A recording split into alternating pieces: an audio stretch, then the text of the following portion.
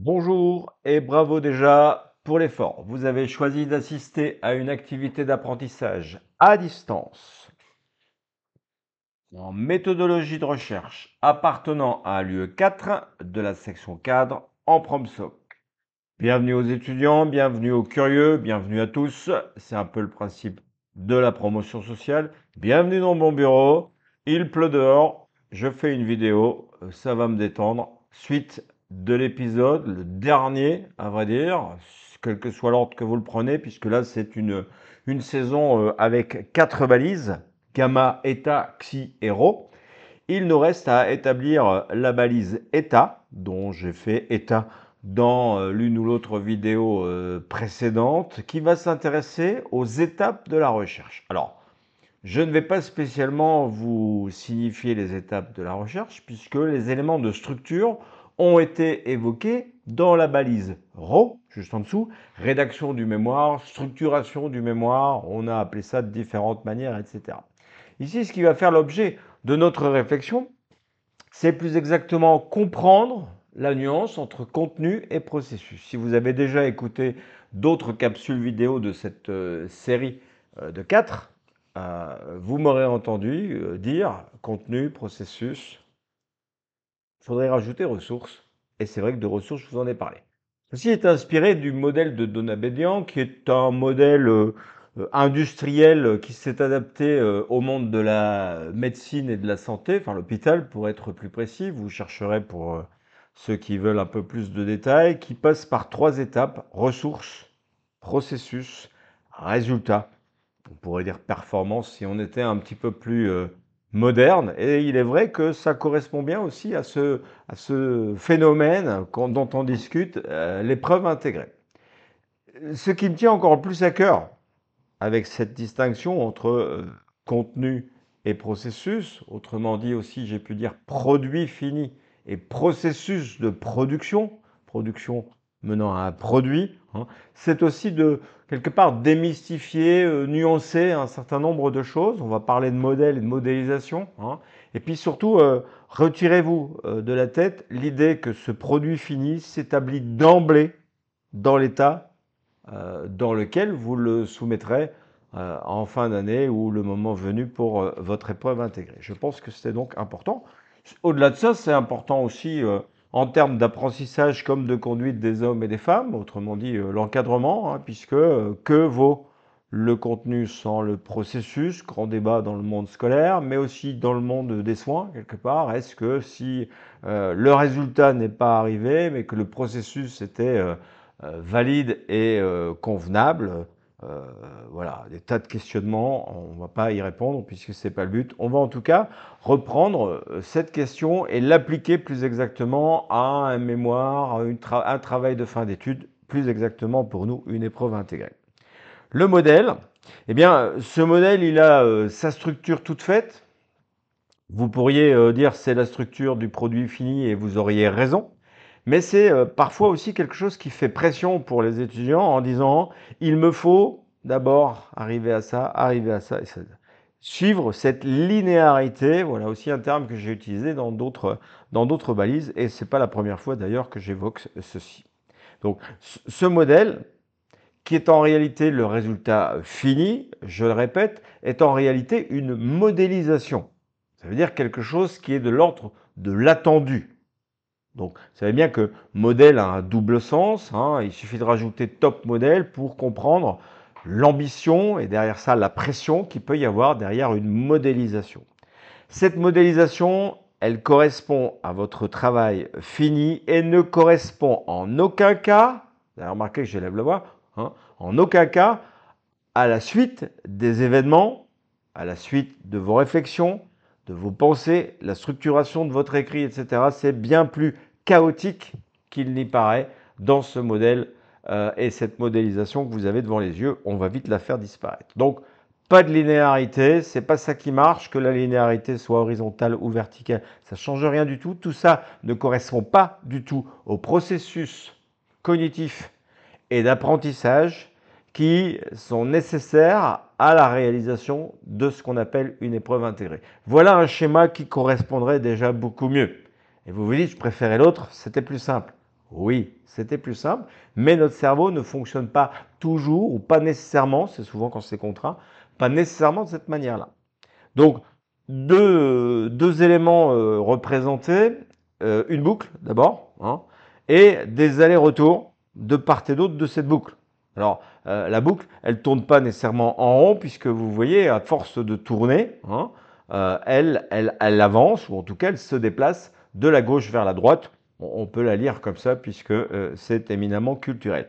Au sein de cette boucle, euh, il y est noté deux mots dont nous avons déjà parlé et dont nous parlerons systématiquement dans chacune des 5 balises qui traiteront des méthodes que vous appliquerez dans votre démarche opérationnelle.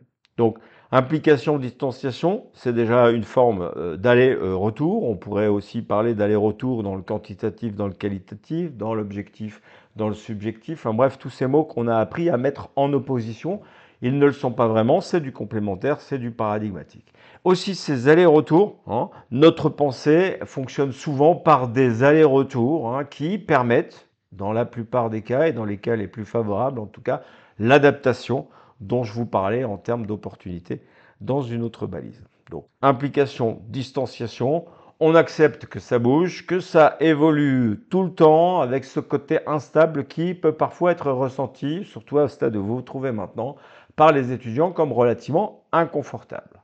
Retenons un verbe à nouveau. Il y avait déjà eu conforter pour confronter, en voilà un autre.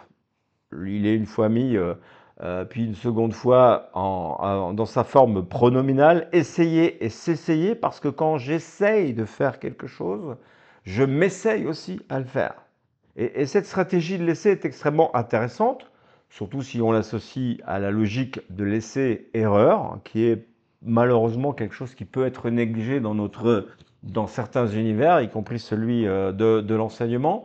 Mais en tout cas, en promotion sociale, pardon, on essaye de le mettre en œuvre et s'essayer, au-delà du travail produit, de l'essai produit, il y a aussi cet effort de soi-même qui peut être extrêmement valorisant. D'ailleurs, tant pour l'essai que pour s'essayer, l'essai au rugby, c'est un certain nombre de points qui va être augmenté si l'essai est transformé. C'est bien entendu ce que je vous souhaite, d'autant que je vous ai parlé de transformation, bien entendu.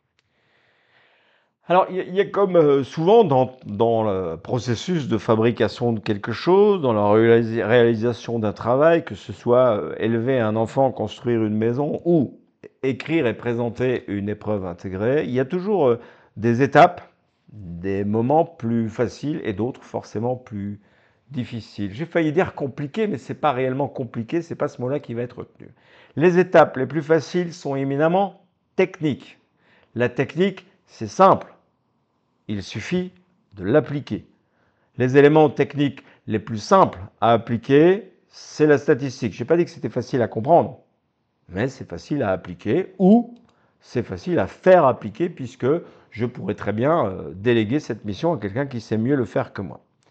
La question technique, c'est que fait le marteau dans le tiroir à couvert? Alors vous vous dites qu'est-ce qu'il raconte encore? Oui, c'est de trouver l'outil qu'il me faut à l'endroit où je vais le trouver pour la fonction pour lequel je le choisis. Vous avez bien compris qu'un marteau dans le tiroir à couvert, ce n'est pas le meilleur endroit pour le ranger et c'est certainement pas l'endroit où je vais le chercher si j'ai besoin d'un marteau, bien entendu.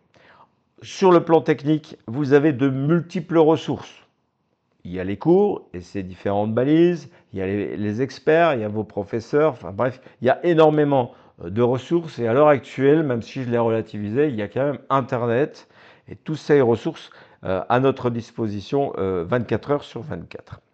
Les autres sont complexes ou critiques, ce qui revient à peu près au même, parce que la complexité et le volet critique d'une chose relèvent de sa difficulté à l'appréhender dans sa complexité.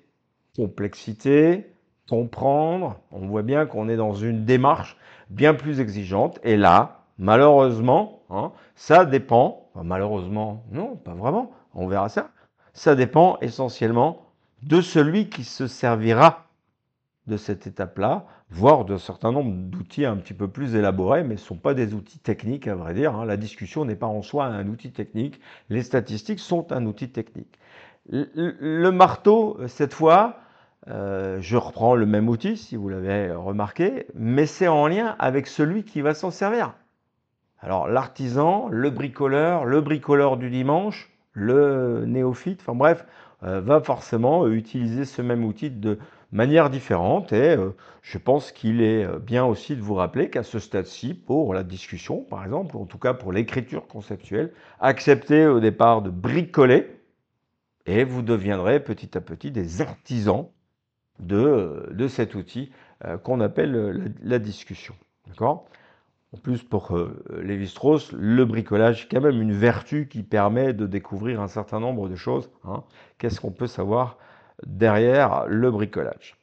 Cette question critique, elle est en lien direct avec la perspective majeure de l'épreuve intégrée, enfin une des trois en tout cas, je vous en ai déjà parlé des autres, c'est par celle-là que j'aurais dû commencer, c'est la recherche de sens. Cette recherche de sens va permettre la critique, et de cette critique, c'est probablement le point que vous avez retenu, c'est cette question du positionnement que vous allez devoir assurer et assumer lors de la présentation. Et là, ressource unique, parce que cette ressource n'est rien d'autre, si je peux le dire ainsi, que vous-même. Cette ressource, c'est vous. Et donc, quand on évalue la capacité critique d'un individu, c'est aussi l'individu qui est évalué. Essayez et s'essayer, rappelez bien cette présence et cette identité qui est en question dans votre épreuve intégrée dès le départ quelque part. Reprenons le modèle, vous savez, cette description avec un certain nombre d'étapes, sauf que je ne vais pas les mettre dans le bon ordre. Vous avez vu que ce qui est apparu en premier, c'est la problématique. C'est bien ce qu'on a tenté de faire ensemble. C'est probablement pas fini puisqu'on en a parlé dans deux autres balises. Et cette problématique qui est posée comme une exigence se révèle aux premiers essais de réflexion en particulier, comme n'étant qu'une question de départ, qu'un thème, qu'un sujet, enfin, qui nécessitait un certain nombre d'ajustements, d'affinage, si vous aimez le fromage en tout cas.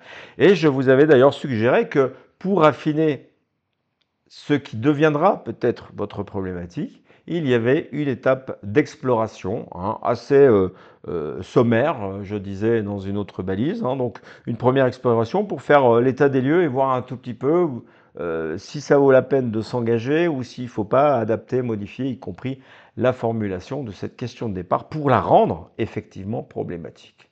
Cette exploration, pour rappel, peut prendre deux axes, celui de la documentation que vous choisirez en fonction d'un certain nombre de critères.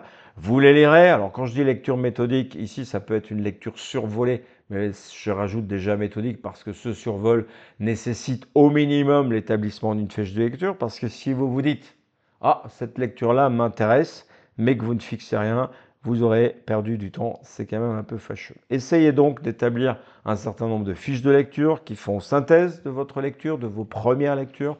Vous pouvez les annoter et, quand il y en aura plusieurs, les comparer bien entendu. À ça peut s'ajouter un certain nombre d'entretiens exploratoires. Alors cette année, en deuxième année, il n'y en a pas effectivement qui sont prévus. Nous discuterons des éléments du cours, mais nous ne discuterons pas spécialement de votre problématique. Nous l'avons fait au premier cours. Il y aura peut-être l'une ou l'autre occasion, mais sachez qu'en troisième année, c'est une étape qui est organisée, qui est d'ailleurs appelée par un mot anglais en réalité, les speed dating que vous aurez au programme tout prochainement. N'oubliez pas que si vous vous préparez à discuter pour récolter de l'information avec un expert, un supérieur, prudence, un collègue, enfin bref, toute une série de possibilités. Préparez cet entretien, préparez vos questions, c'est quand même augmenter les chances que ce soit efficace. Analysez ce qui est posé de ces entretiens et pour en retirer un certain nombre de choses. Je vous disais aussi précédemment, mes mains ont fait quelques allers-retours entre cette documentation et ces entretiens. Un entretien avec une personne judicieusement choisie peut vous apporter des éléments bibliographiques que vous irez lire et analyser dans un second temps. L'inverse existe aussi, hein. Il arrive parfois que des étudiants prennent contact avec l'un ou l'autre auteur pour en savoir un peu plus ou pour préciser un élément de sa lecture. Pareil pour l'entretien, je pense aussi que nous étudierons ça dans l'UE7. Un entretien se prépare, ça c'est une évidence, mais d'entretien en entretien, vous deviendrez de plus en plus efficace. C'est comme pour beaucoup de choses, c'est la théorie à nouveau de l'essai, hein, et l'essai se transforme de plus en plus en succès, en performance encore une fois. Poursuivons quand même avec ces allers-retours qui, au point de départ, étaient là pour affiner, disais-je, votre problématique, pour lui donner un sens plus adapté, un questionnement plus puissant peut-être aussi. Déjà, imaginez les notions qui seront conceptualisées dans la démarche du même nom conceptuel, c'est-à-dire, bref, toute une série de choses qui vont vous permettre d'étayer votre réflexion et renforcer cette formulation de la problématique. Des flèches et des flèches, il y en aura encore. On va faire un petit peu le ménage avec cette diapositive. J'ai remis les 3 premières étapes, donc question de départ, exploration, problématique. Hein. On a bien compris que cette phase explorative va souvent revenir, sauf que ce n'est pas exactement la même chose. C'est d'autres lectures ou une autre lecture de la même référence, plus approfondie, par exemple, ou plus ciblée sur une notion qu'une autre, bien entendu. Une étape non négligeable de cette année, c'est ce qu'on appelle la construction d'un modèle d'analyse. Des modèles d'analyse, il y en a plusieurs, je les évoque dans une autre balise, y compris avec les différents types de recherche, analytique, comparative, recherche-action, on met entre parenthèses. Chaque fois, ces modèles-là concourent à un certain format d'hypothèse, voire parfois à plusieurs hypothèses. Vous avez cette grande question qui pouvait être déclinée en sous-questions, dénommée objectifs, mais aussi la formulation de l'hypothèse. Vous pouvez la retenir que dans les modèles plutôt quantitatifs, on est dans un format d'affirmation, y compris par la négative, parce qu'une négation, c'est une affirmation au sens syntaxique du terme, et dans les approches plus qualitative, on a généralement, encore une fois, ce n'est pas un standard, hein, on a plutôt généralement la forme interrogative sur le plan syntaxique de l'hypothèse et donc quelque peu de la problématique. Il y a de la continuité, bien sûr, hein, n'allez pas constamment alterner entre ces deux grands paradigmes. Deuxième point de cette quatrième étape, hein, construire le modèle. Et là, je reviens sur une idée, petit aller-retour à nouveau. Il y a des étudiants qui ne savent pas très bien la problématique qu'ils vont faire et il est parfois utile de se dire, tiens, il y a quand même une méthode qui me plaît plus qu'une autre. Ça peut être intéressant de prendre le problème dans l'autre sens, hein, donc de choisir une méthode. Mais là, vous devez choisir une méthode en l'appliquant déjà à une problématique, mais c'est une perspective pour votre macro.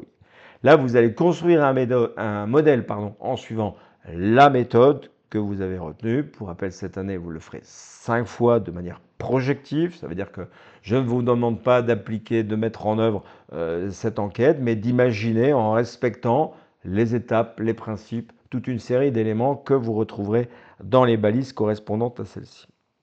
Et vous voyez juste après qu'une fois que la méthode est choisie, les concepts apparaissent. Alors ça, c'est un modèle très particulier. Il faut vous dire une chose, c'est que le modèle dominant, celui qui a fait modélisation, il appartient au paradigme quantitatif, avec une méthode prédominante, vous pouvez entendre son nom, c'est la méthode expérimentale, et des outils qui vont faire tourner cette méthode, des outils forcément très quantitatifs. Le questionnaire dont nous parlerons dans l'UE7 et les statistiques que vous découvrez cette année dans cette même UE4 bien entendu. On imagine très bien, et ça a été une volonté de ma part, d'inverser cette deuxième et troisième sous-étape de la quatrième étape du modèle. Il faut suivre un tout petit peu, hein, d'autant que les flèches vont se multiplier. Donc il y a déjà ces allers-retours. Prenons un exemple d'aller-retour. Je vais insister à nouveau sur la phase exploratoire. Et voilà, je ne suis pas très au clair avec les méthodes. Le cours ne m'a peut-être pas satisfait. Rien ne m'empêche d'explorer plus avant une méthode qu'une autre. et inévitablement pour construire les concepts et les indicateurs. Hein. Les indicateurs, c'est le volet très opérationnel d'un concept. Ça devient un concept mesurable. On entend bien dans la mesure quelque chose de plus quantitatif, même si là aussi, je nuancerai cette position-là. Les concepts, et en moindre mesure les indicateurs, nécessitent aussi, et à nouveau, de l'exploration. Donc voilà pourquoi il y a des flèches qui remontent à chaque fois. Et à chaque fois, n'oubliez pas qu'il y a des choses qui peuvent s'ajuster, se modifier. Il n'y a que les imbéciles qui ne changent pas d'avis, ne l'ai-je déjà dit. Cinquième étape de ce modèle, hein, qui est le modèle prédominant pour le citer, d'accord, c'est l'observation. J'aurais pu écrire l'enquête, c'est d'ailleurs comme ça qu'on parlera lors de votre UE7. Hein. Donc observer, enquêter, c'est un tout petit peu la même chose. Le problème du terme observer, c'est qu'il est aussi outil et étape de la recherche comme vous êtes là. Alors cette phase d'observation va nécessiter la délimitation d'un champ. Je vous en ai déjà parlé et à plusieurs reprises d'ailleurs. Ça signale bien que dans notre logique institutionnelle, donc ce que je vous impose en termes de structure, au moins pour la méso-EI, cette phase numéro 5 d'observation est ce qu'on appelle la démarche opérationnelle. Donc je vais opérationnaliser mon modèle, les méthodes à l'aide d'outils, voire les concepts que je transformerai en variables, en indicateurs, en indices, voire en items. Vous verrez ça un tout petit peu plus tard, mais on voit bien à nouveau cette déclinaison. Premier marqueur de la démarche opérationnelle, pour observer ou enquêter, j'ai besoin d'un champ plus ou moins restreint. J'ai aussi besoin d'un instrument, un instrument d'observation ou d'enquête, vous l'aurez compris. Ces instruments d'observation sont au programme de l'UE7. Je vous les cite néanmoins. Le questionnaire, éminemment quantitatif. L'entretien, pas forcément quantitatif puisqu'on peut le pousser dans l'autre extrême vers le qualitatif. Et l'observation qui peut être tantôt quantitative, tantôt qualitative. Ces outils, on les utilisera dans le détail, mais je les cite déjà parce que chacune des 5 méthodes que nous étudierons un peu plus loin va solliciter de manière préférentielle, voire de manière exclusive, un outil en particulier. Ici, on est dans les outils de recueil des données. Tous les outils, et y compris ceux que je viens de citer, les outils de recueil des données, doivent être testés. Ce qu'on appelle un test est en réalité un pré-test. Ça veut dire que je vais vérifier si l'instrument est suffisamment fiable pour mesurer ce que je souhaite mesurer. Rappelez-vous, c'est le début d'une balise, bien entendu. Si l'instrument est suffisamment efficace dans sa mesure, je disais fiable, et c'est un mot que vous retrouverez dans la balise epsilon, hein, j'applique le test grandeur nature, ça veut dire au sein de la population ou de son ou de ses échantillons pour collecter les données. Ces données, bien entendu, je vais m'en servir pour travailler, bien entendu. Là aussi, il y aura un certain nombre d'allers-retours pour fabriquer ce champ, ou en tout cas pour le choisir, donc avec des critères d'inclusion et d'exclusion. J'ai parfois besoin d'un certain nombre de documentation, pouvoir repérer les attributs, par exemple, d'un groupe social que je souhaite identifier. Pour concevoir un instrument, j'ai aussi parfois à revenir sur la méthode, revenir sur les indicateurs et explorer comment je peux décliner cet indicateur, même si l'indicateur est un mot intermédiaire. Bien entendu, tous ces éléments vont générer des choix et tous les choix vont générer des biais. Et rappelez-vous que le pré-test, donc la troisième étape de cette cinquième étape, tester l'instrument, le pré-test, c'est probablement le dernier moment ouvert pour souligner, identifier, repérer, tenter de neutraliser ou de prendre en compte un certain nombre de biais. Ce mot-là reviendra à plusieurs reprises, y compris dans votre UE7 l'année prochaine. Sixième étape du modèle, de cet archétype qu'on va quelque peu modifier et de différents moyens, l'analyse des informations. Donc c'est bien mot par l'observation et l'enquête de récolter des données. J'ai besoin à nouveau d'un certain nombre d'outils pour analyser ces données, ces informations, pour transformer des données en résultats.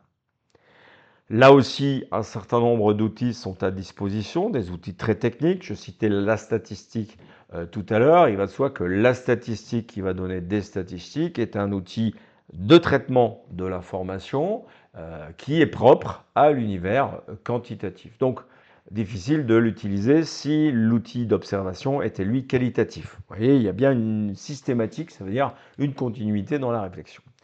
Les informations recueillies, qu'on appelle donc des données, données par le terrain d'enquête, ça c'est ma chaise qui me lâche un tout petit peu, pardon, c'est parfois nécessaire de les préparer. Vous verrez ça en statistique parce que tout ça suit un cheminement extrêmement cadré dans le cadre de cette matière qu'on appelle les statistiques. C'est un outil, je répète, de traitement des données. Le véritable intérêt de statistique, c'est pas juste de faire des beaux diagrammes ou histogrammes, c'est plus exactement d'aller mesurer, parfois de manière très mathématique, les relations entre les variables. Il y aura même une technique qui s'appelle la corrélation ou la correlation. Vous voyez mes mains qui font aussi des allers-retours. Donc ça, c'est un outil statistique particulier qui se décale un peu de la grande rigueur statistique et qui va être, lui, l'outil préféré ou en tout cas électif de la méthode différentielle. Je parsème ça, mais je vous rassure, on l'aura dira dans chacune des méthodes le moment venu. Une fois que j'ai eu ces données, que je les ai mis en relation, je commence à obtenir des résultats. Et les résultats, je vais pouvoir les comparer. L'intérêt des statistiques, c'est de préparer cette comparaison, puisque comparer et rechercher la signification des écarts, là à nouveau, on n'est pas dans de la technique. Vous verrez en statistique que la statistique va juste vous dire, vous pouvez pas. Une sorte de feu vert ou de feu rouge. Soit que quand c'est vert, on peut y aller, c'est que les résultats sont statistiquement analysables et vous pouvez en retirer un certain nombre d'informations. Je ne vais pas faire le cours de statistique, vous verrez ça avec mon collègue bien entendu. Donc la véritable cible, c'est le quatrième point de cette sixième étape, c'est rechercher la signification des écarts. Autrement dit, interpréter ces résultats. Et ça relève d'un travail critique, d'une recherche de sens, comme je disais tout à l'heure, et c'est à nouveau là où vous allez vous positionner. C'est parfois là aussi où je vais réinterroger le processus en arrière, quelque part, en travelling arrière, pour m'interroger comment ça se fait que les résultats ne sont pas à la hauteur des attendus.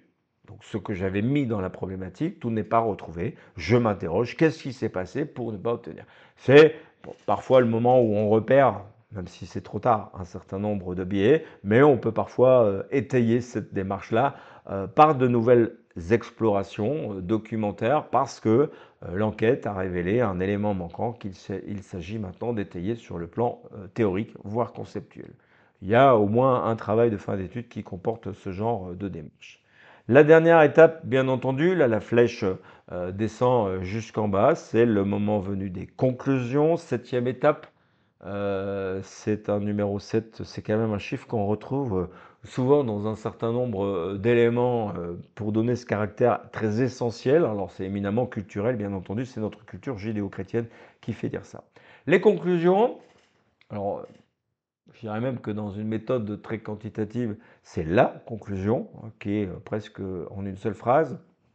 Mais on va déjà ouvrir un tout petit peu parce qu'il y a cette suite qui nous attend. Les conclusions signalent un certain nombre d'éléments.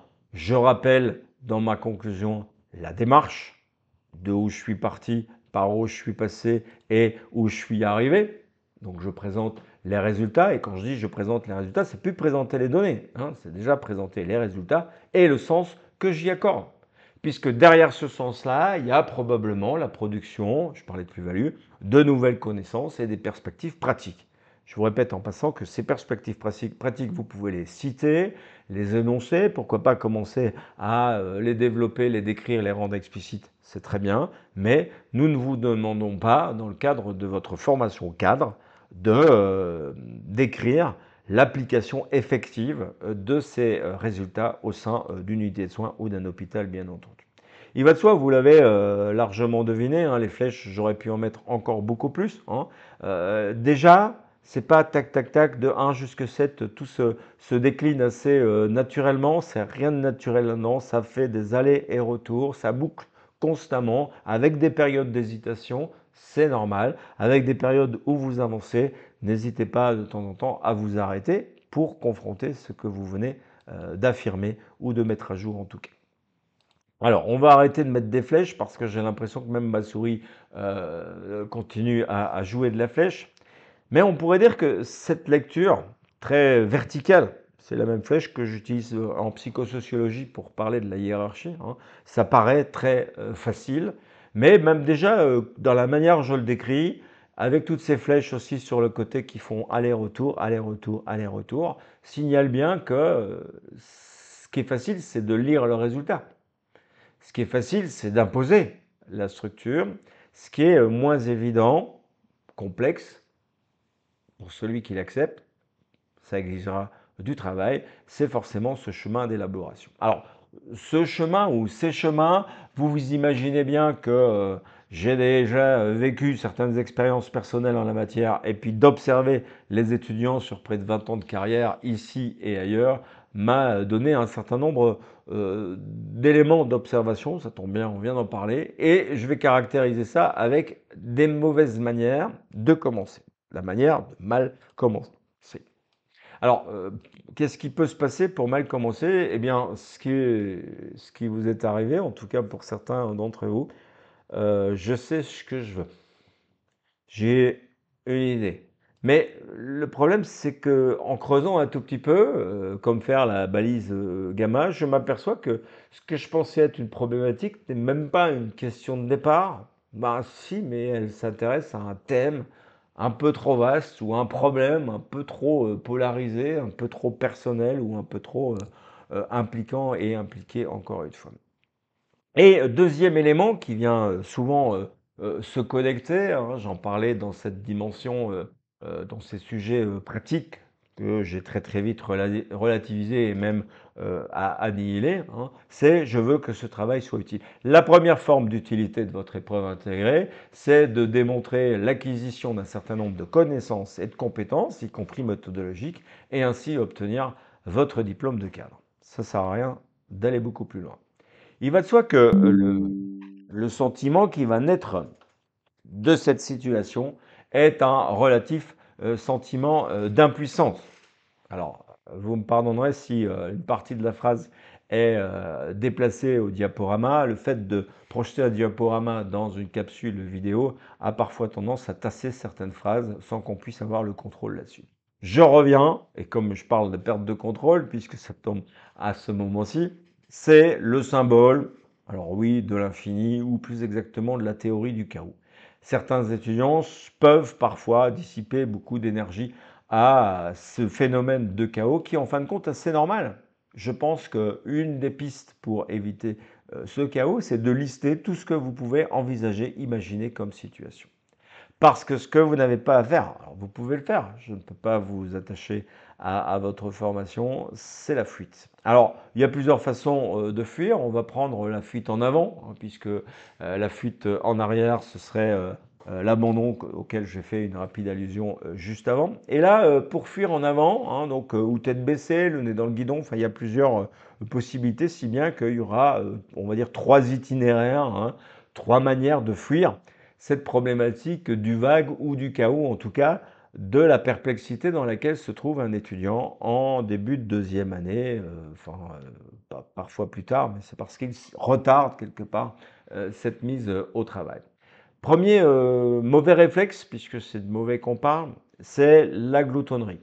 Ça veut dire je vais dévorer des quantités industriel de livres, de références bibliographiques, de sites internet, pourquoi pas, je vais amasser une masse documentaire derrière laquelle forcément je vais me perdre et ça pourrait être complété par de la statistique. Je reprendrai ce point-là, vous l'avez compris, hein, puisqu'il y a un autre itinéraire, c'est de faire l'impasse aux hypothèses. L'impasse aux hypothèses, à vrai dire, c'est je n'ai pas vraiment de problématique, mais je me mets en phase de recherche. Mais vous savez très bien que quand je ne sais pas ce que je cherche, je risque assez peu de le trouver. Alors ça peut arriver, ça porte un nom un peu particulier, hein, mais faire l'impasse aux hypothèses, ça peut mener à bien une démarche conceptuelle, mais la portée critique sera assez limitée. Mais vous l'aurez compris, pour la démarche opérationnelle, vous serez facilement bloqué. Et il y a un dernier itinéraire que j'ai appelé l'emphase obscurcissante. Alors, elle pourrait être même aveuglante, hein, l'emphase. Ça veut dire que on va essayer d'avec un seul arbre, de cacher toute la forêt. C'est le vernis, hein, qui va en fait révéler, hein, l'incompétence ou en tout cas l'oubli d'avoir choisi une problématique et d'avoir accepté cette difficulté du départ, d'y avoir travaillé surtout par les différentes étapes et les différents outils dont on a déjà parlé.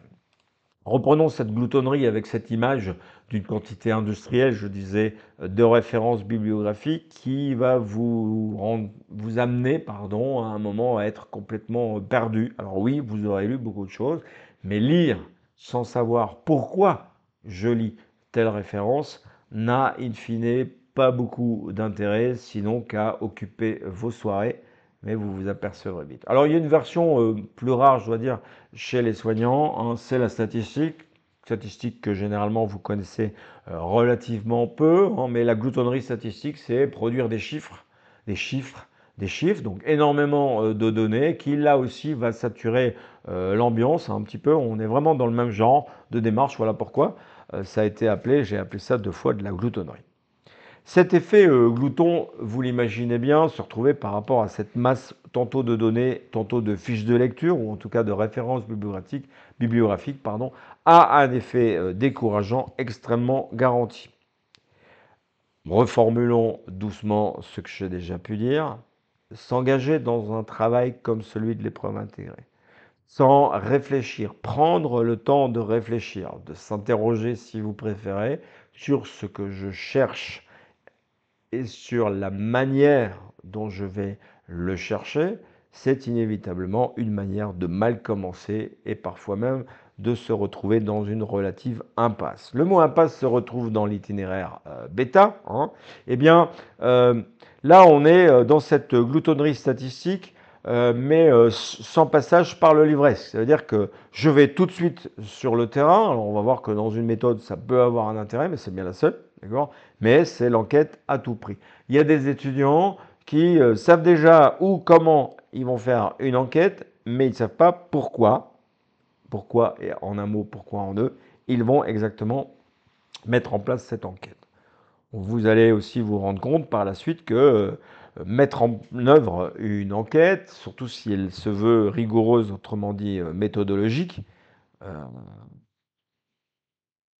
c'est quand même encore une fois courir dans une impasse, dans les difficultés et dans le découragement, hein, puisque la morale est à peu près identique au premier itinéraire. Pour l'emphase, je vous disais tout à l'heure, c'est un tout petit peu moins courant, mais je m'attends quand même à un retour en la matière. Hein, je l'ai déjà observé dans l'un ou l'autre travaux des étudiants. Hein. Alors quand je dis OGM, c'est objet génétiquement modifié. D'accord. Alors c'est assez inhabituel parce que les soignants sont parfois ralentis ou en retrait, handicapés, pourquoi pas, de l'écriture, et donc le style n'est pas forcément au rendez-vous.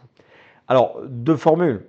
Une ambition démesurée et rapidement complétée par une relative confusion. Alors, je me souviens d'un étudiant qui il était à peu près au stade où vous vous trouvez maintenant, m'a dit, moi monsieur, j'ai trouvé une problématique et je pense bien que ça va révolutionner, j'arrive même pas à le dire, révolutionner le monde des soins en Belgique.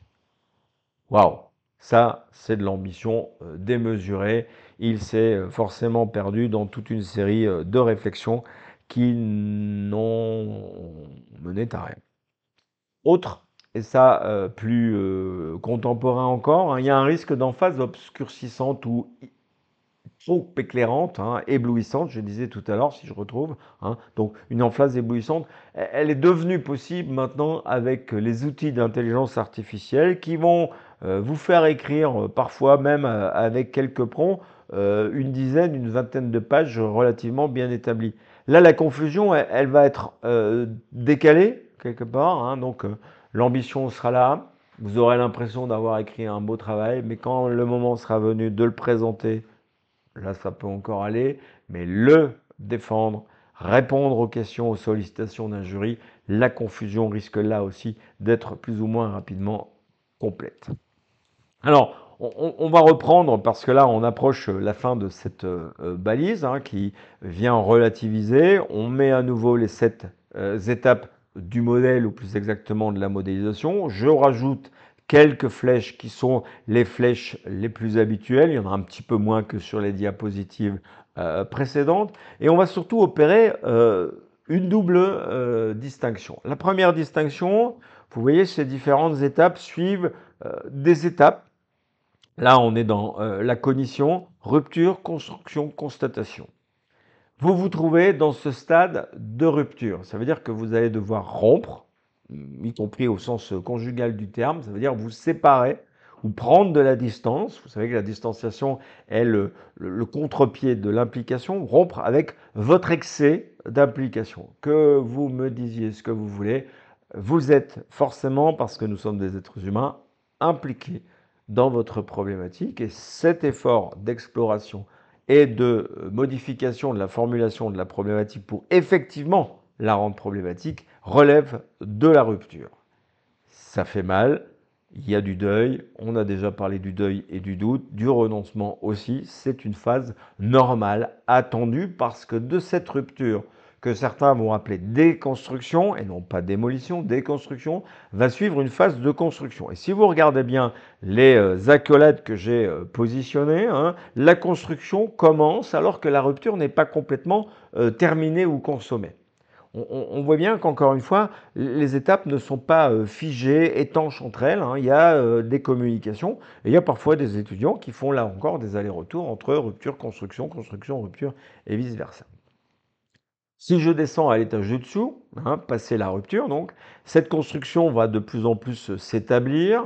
Et quand je dis s'établir, ça veut dire se positionner de manière beaucoup plus ferme, au point que des constatations vont pouvoir être établies. Il va de soi que le meilleur moment de la constatation, c'est le moment des conclusions. Encore une fois, des mots en con, je ne sais pas trop pourquoi on en utilise autant dans ce genre de discipline. Mais retenez quand même que ce phénomène de rupture est un attendu dans la situation et pour le moment. Travailler à cette rupture en cherchant à déconstruire et construire, les deux en même temps, pourquoi pas. Derrière ça, oups, j'ai été trop vite avec ma souris. Je remets à côté, même si je l'ai dit tout à l'heure, mais nos deux grandes étapes dans l'épreuve intégrée, particulièrement pour les MESOI, qui distinguent bien la démarche conceptuelle et la démarche opérationnelle. Même si l'accolade pourrait parfois être un petit peu plus grande, voire même intégrale pour la démarche conceptuelle, on aura l'occasion d'en discuter, mais à ce stade-ci, vous avez une démarche opérationnelle à établir, et si vous regardez bien, la construction du modèle est bien à cheval entre la démarche conceptuelle et la démarche opérationnelle. Je terminerai avec une situation bien particulière. Si dans votre démarche opérationnelle, vous mesurez un indicateur, mais que cet indicateur ne trouve pas son pendant conceptuel dans votre démarche conceptuelle par une notion qui vient s'y positionner, il n'y a pas de sens. L'inverse existe aussi, bien entendu, vous avez bien compris. Et je terminerai donc par là l'importance des liens entre ces différentes parties. Et une bonne manière d'établir un lien, c'est de s'en assurer par un certain nombre d'allers-retours. Je vous laisse donc avec la suite du cours. N'hésitez pas à me poser toutes les questions que vous voulez par l'un ou l'autre média. Les trois sont indiqués là. Celui qui veut, il y arrivera. Et nous en discuterons à l'occasion de manière plus collective.